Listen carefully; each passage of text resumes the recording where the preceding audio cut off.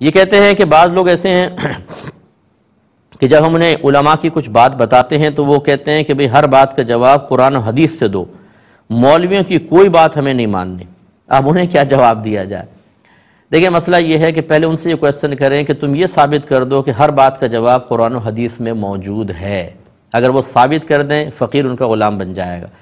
نبی کریم صلی اللہ علیہ وسلم نے حضرت معاذ بن جبل رضی اللہ تعالیٰ عنہ کو جب یمن کا حاکم بنا کر بھیجنا چاہا تو دریافت فرمایا کہ معاذ آپ کس چیز سے فیصلہ کریں گے؟ عرض کی اللہ کی کتاب سے۔ فرمایا اگر تم اس میں نہ پاؤ تو فَإِن لَمْ تَجِدْ، سرکار نے فرمایا اگر تم اس میں نہ پاؤ تو عرض کی میں سنت رسول سے فیصلہ کروں گا، یعنی حدیث سے۔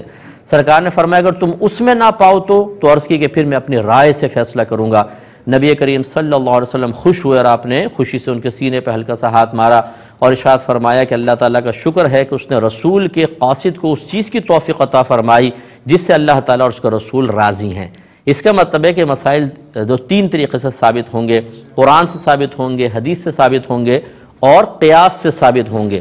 حضرت معاذ بن جبل نے اپنی رائے کا جو فرمایا قیاس، اب یہ کہنا کہ جو قیاس کو ہم چھوڑ دیں، نہیں مانتے، قرآن و حدیث سے ہر چیز کا جواب دو، تو پھر ایسے لوگوں سے بہت سارے کویسچن آپ کر سکتے ہیں کہ جن کا جواب قرآن و حدیث میں موجود نہیں ہوگا اور پھر ان سے کہے کہ اب تم قرآن و حدیث سے جواب دو، تو وہ نہیں دے سکتے۔ تو یہ مطلب خواہ کی مطلب ضد ہے اور غیر شرعی ضد ہے۔ اگر ایسے ہی ہوتا کہ سب کچھ قرآن مجید میں تھا تو اللہ تعالیٰ نے کیوں فرمایا اطیعوا اللہ واطیعوا الرسول واولی الامر منکم، اللہ کی اطاعت کرو، اس کے رسول کی اطاعت کرو اور ان لوگوں کی اطاعت کرو جو تم میں حکم والے ہیں۔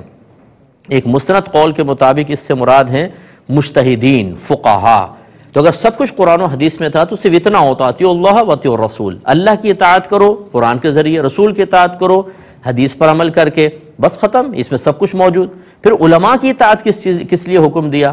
پھر یہ کیوں فرمایا فَاسْأَلُوا أَهْلَ الذِّكْرِ إِن كُنتُمْ لَا تَعْلَمُونَ، اگر تم نہیں جانتے تو اہل علم سے سوال کرو۔ یہ فرمانا چاہیے تھا اگر تم نہیں جانتے قرآن دیکھو، تم نہیں جانتے تو حدیث دیکھو۔ اب یہ کہہ رہے ہیں مولویوں سے نہ پوچھو، اللہ تعالیٰ فرما رہا ہے کہ مولویوں کے پاس جاؤ، علماء کے پاس جاؤ۔ اس کا مطلب ہے کہ ان کی یہ بات جو اس بات کا مطالبہ کر رہے ہیں کہ ہر چیز کا جواب قرآن سے دیں، وہ خود قرآن کے خلاف جا رہا ہے۔ تو جہالت اسی طریقے سے انسان کو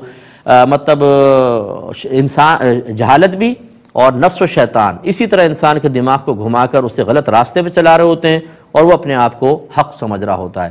پھر یہ کہنا ہے کہ ہمیں مولویوں کی بات نہیں ماننی، مولویوں سے مراد آپ کی کیا ہے یہ بتائیے؟ علماء، فقہاء، مفتیان کرام، تو اس کا مطلب ہے پھر آج کے دور کے نہیں، تمام مولویوں کی بات نہ مانے نا۔ تو اگر مولوی سے مراد وہ جس کے پاس قرآن کا علم ہے، حدیث کا علم ہے، جو داڑھی والے ہیں، تو تمام انبیاء علیہ السلام اللہ کی کتابوں کا علم رکھتے تھے، داڑھی والے تھے، تمام صحابہ ایسے تھے، تمام اولیاء اعظام ایسے تھے۔ اب آپ کہتے ہیں ہمیں مولویوں کی بات نہیں ماننی، تو مولوی سے مراد کیا اس کے تعین کر دیں، پھر ہم ثابت کریں گے کہ ان کی بات مانے بغیر گزارا ہی نہیں ہوتا۔ اس لیے توبہ کر لینے میں بہتری